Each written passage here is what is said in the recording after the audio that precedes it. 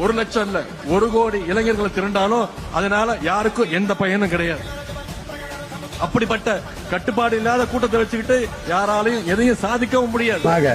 இன்றைக்கு அரசியலே வருகிறோம் என்று சொன்னவர் 2026க்கு பிறகு நான் சினிமாவுக்கு செல்லுகிறேன் என்ற மாற்றத்தை ஏற்படுத்துவார்.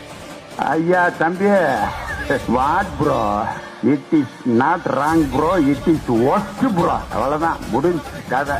எத்தனையோ பெரியவங்க எல்லாம் நம்ம அதை கட்டி காத்த ஒரு சங்கத்துல அதுக்கு ஒரு செங்கலை கூட எடுத்து வைக்காதவர் தான் இந்த விஜய். நம்மளுக்கு அவ்வளவு மகிழ்ச்சி கொடுக்கிற நம்ம விஜய் சினிமாலேயே வச்சுக்கணும். சினிமாலேயே வச்சுக்கணும்னா என்ன பண்ணோம், நாம சந்தோஷமா இருக்கிறதுக்காக அவர் சினிமாக்கு அனுப்பிச்சிடணும். இல்ல அவர் போயிடுவார். திமுக வலிக்கணும், திமுக வலிக்கணும், திமுக வாங்கிட்டு 15% வாங்குவார் என்று சொன்னால் கூட, உங்க கருத்து கணிப்பு அப்படி இருந்தால் கூட ஒரு சீட்டு ஜெயிக்க மாட்டார்கள். சி ஜோசப் விஜய் எனும் நான் சட்டப்படி அமைக்கப்பெற்ற